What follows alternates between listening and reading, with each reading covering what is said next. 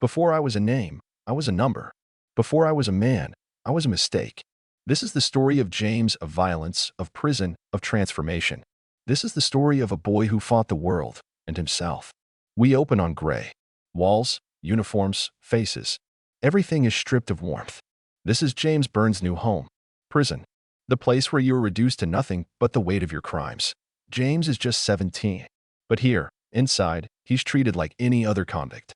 Because the system doesn't care about age, only your mistakes. He walks the corridor in slow motion. Every step echoes. Every eye watches. In prison, you only walk two ways, head up or broken. James chooses to keep his head up. But inside, he's already breaking. Rewind. Denver suburbs. James is 14. Angry, volatile, and already teetering on the edge. His mother, Tracy, does her best, but she's outmatched by his rage, his growing defiance. James isn't a monster. He's just lost. Suspended from school. Pushing boundaries. Hanging with the wrong kids.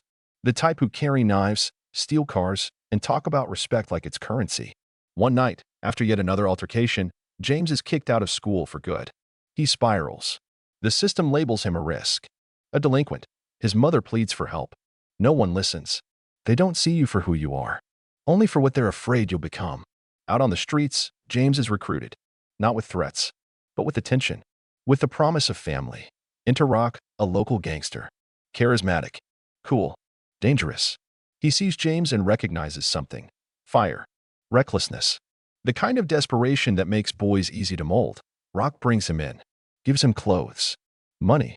A purpose. With Rock comes Crystal, Rock's girlfriend, and Drew, a loyal but reckless associate. James is the baby of the crew. But they make him feel powerful that he starts running errands. Then deals. Then threats. Violence. First time you hold a gun, it's heavy. Second time, it's power. Third time, it's part of your hand. Tracy, his mother, watches helplessly. She tries everything, grounding him, calling police, begging him to come home. But James won't listen. He sees his mother's world as weak, poor, silent.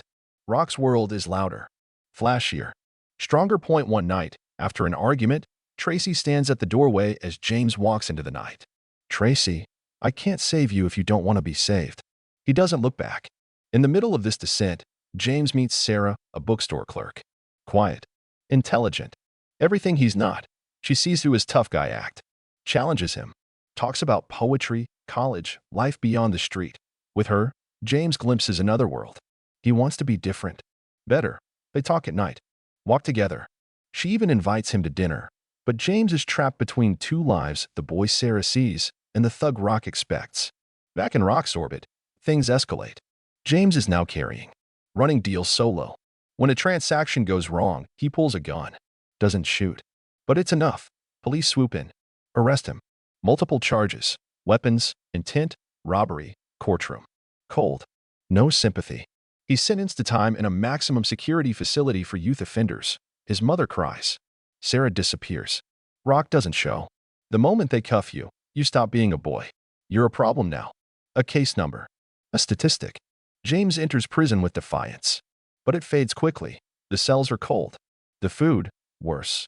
The guards, indifferent. The inmates, wolves. He's targeted. Tested. Fights break out. He learns quickly. Show no weakness. But James isn't the toughest. Not yet. That title belongs to Conrad, a lifer. Dangerous. Respected. The alpha, Conrad watches James. Not with malice, but curiosity. In time, Conrad begins to speak to James. Briefly at first. A comment here, a warning there. But soon, real conversations. About life. Mistakes. Books. James is skeptical. But Conrad doesn't preach. He tells him stories. Of crime. Of loss. Of regret. You think prison makes you a man? No, kid. It just locks the boy inside you and throws away the key. Don't let them do that. James listens. Reads. Starts journaling. Poetry. Fragments. Emotions he never knew how to voice. Days pass. No sound. No light. Eye in the dark. He breaks. Then rebuilds. He remembers his mother's voice. Sarah's laughter. Conrad's words. He writes a poem in his head. Recites it to the walls. Cries, rock bottom isn't the end. It's the last place you look for truth. James is released on parole.